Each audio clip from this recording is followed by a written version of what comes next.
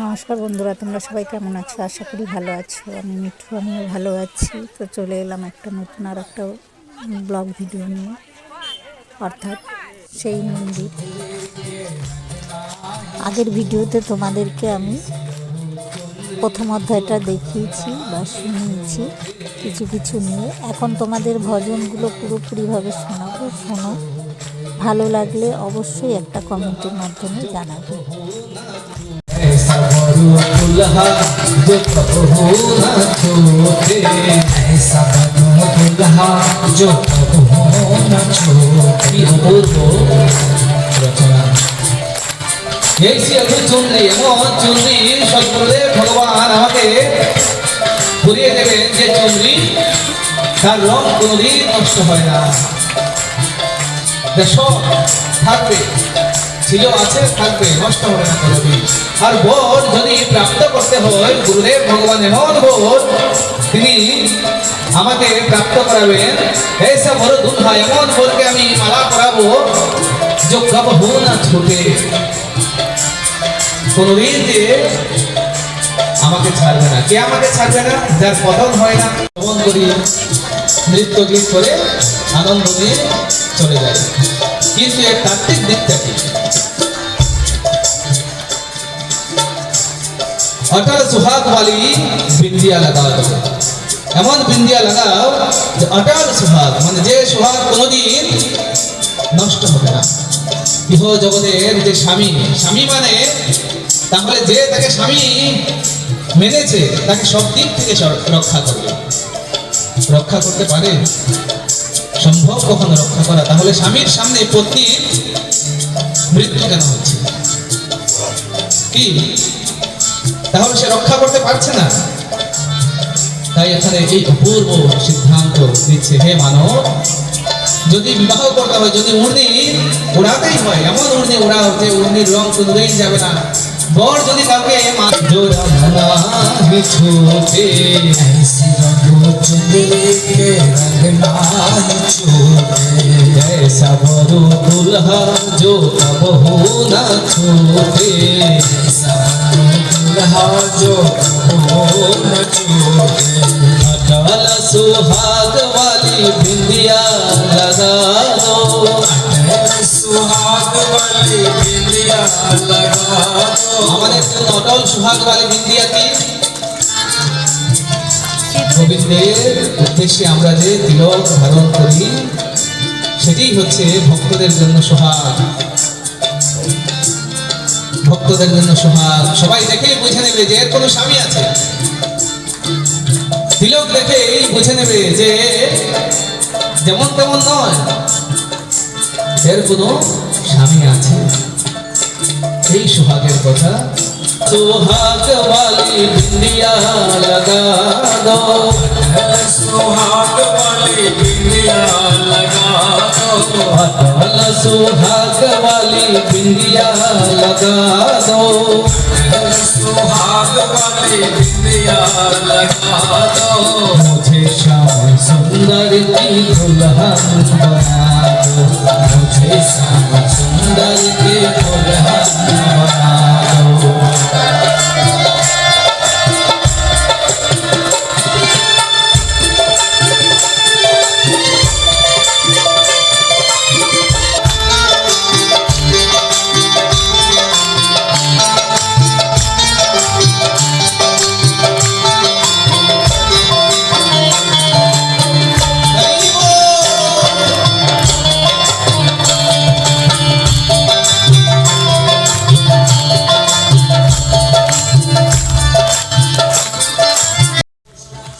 বন্ধুরা, এই নামের ভাগ হয় না, এটাই বাস্তবিকতা আমাদের সনাতন ধর্মের মধ্যে। এই নামে যখন একবার মগ্ন হয়ে যাই আমরা, তখন আর কিছু মনে পড়ে না। এখানে গিয়ে আমার ঠিক তাই হয়েছিল। দেখতে থাকো, ভালো লাগবে।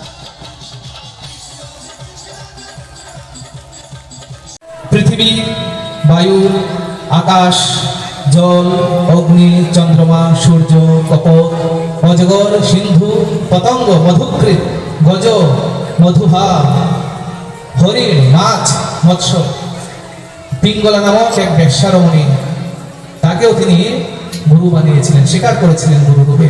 করুর পক্ষী, বালক, কুমারী কন্যা, ব্যাধ, সর্প, মাকড়সা এবং কীট।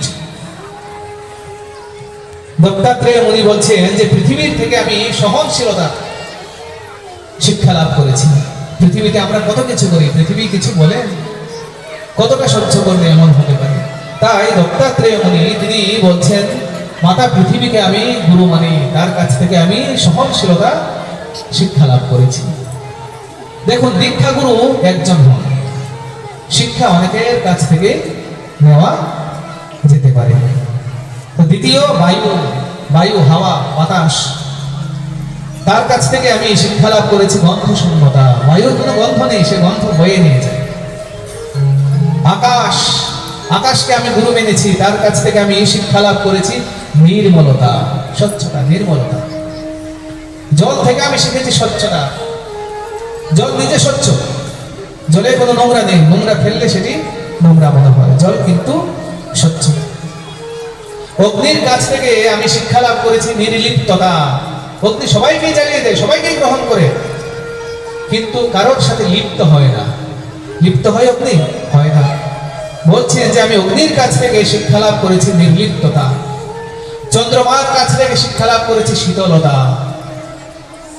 সূর্যের কাছ থেকে শিক্ষা লাভ করেছি কিভাবে প্রকাশ দিতে হয়। কে শত্রু, কে মিত্র, সূর্যদেব কিচ্ছু দেখেন না, সকলকে সমানভাবে তিনি প্রকাশ দান করে চলেছেন, প্রকাশ দিচ্ছেন। তাই তিনি সূর্যদেবকেও গুরু স্বীকার করেছেন। কপোত পক্ষী, তার কাছ থেকে শিক্ষা লাভ করেছেন যে মোহই হচ্ছে মৃত্যু। আপনার মধ্যে এখন আর কোন প্রকারের মৃত্যু ভয় আছে? রাজা পরীক্ষিত বলছেন, হে গুরুদেব, আপনার কৃপা এই কথা রস আস্বাদন করে আমার মধ্য থেকে সমস্ত রকমের ভয় চলে গেছে। এখন আর আমার মধ্যে কোনো প্রকারের মৃত্যু ভয় নেই। যখন সুখদেবজি বুঝলেন যে রাজা পরীক্ষিতের পরম কল্যাণ হয়ে গেছে, তিনি তৎক্ষণাৎ সেখান থেকে উঠলেন এবং তিনি চলে গেলেন। সুখদেবজি মহারাজ কি, সুখদেবজি মহারাজ কি। সুখদেবজি মহারাজ যখন হরি পরম সর্ব দুঃখকে চিরকালের জন্য নিবৃত্ত করে দেয় এই হরিনাম, সেই পরম তত্ত্ব স্বরূপ শ্রী হরিকে আমি প্রণাম করি। এবার আমরা 7 দিন কি কি শ্রবণ করলাম, এই অন্তিম পর্যায়ে এসে আমরা তা আবার ছোট্ট করে মনে করব। আবার আমরা প্রথম দিবস থেকে যা যা শ্রবণ করেছি, প্রথম দিবসে আমরা শ্রীমদ ভাগবতের মাহাত্ম্য শ্রবণ করেছি। যেটি নিয়ম রয়েছে যে এই সপ্তম দিবস পর্যন্ত আমরা কি শ্রবণ করলাম আবার একটু ছোট করে জেনে নেওয়া। আমরা ভাগবতের মঙ্গলাচরণ করেছি, অবতার গুণের বর্ণনা শ্রবণ করেছি। মহামায়া হে বাঁকে বিহারি জি, उसे अपना बनाया है। कुंज बिहारी जी, उसे अपना बनाया है। नाम मेरी राधा रानी का, नाम मेरी राधा रानी का जिस ने गाया है। बाके बिहारी ने उसे अपना बनाया है। कुंज बिहारी ने उसे अपना बनाया है। नाम मेरी राधा रानी का जिसने गाया है। नाम मेरी राधा रानी का जिसने गाया है। बाके बिहारी ने उसे अपना बनाया है। कुंज बिहारी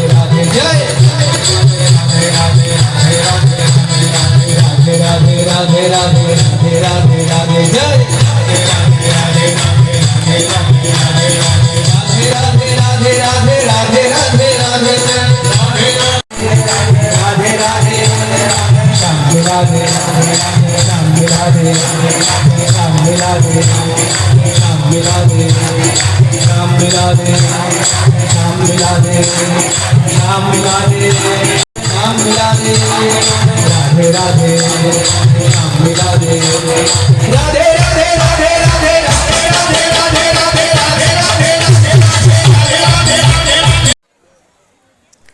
বন্ধুরা, আমি তো লাইভ করি না, কিন্তু তোমাদের কাছে এরমভাবেই কিছু কিছু তুলে, হাত ব্যথা করে, আমি একভাবে মোবাইল ধরতে পারি না, তুলে তোমাদের কাছে যেটুকু পরিবেশন করলাম। ভালো লাগলে অবশ্যই কমেন্টের মাধ্যমে জানিও। তো এই প্রসাদ বিতরণ হচ্ছে, এরপরে আমরা বাড়ি যাব প্রসাদ খেয়ে। দেখতেই পাচ্ছ 8 দিন ধরে গীতা পাঠ, ভাগবত পাঠ হয় এখানে অনুষ্ঠান। তো প্রতিদিনই এভাবেই মানুষ এখানে প্রসাদ খায়, প্রতিদিন এত মানুষই হয়।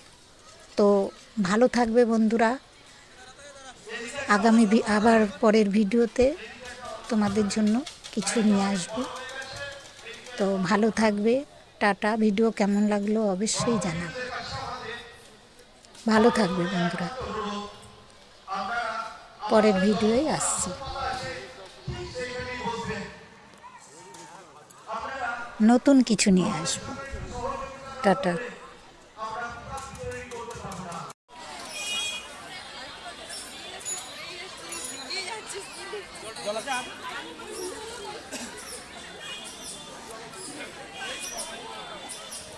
আজ লাস্ট দিন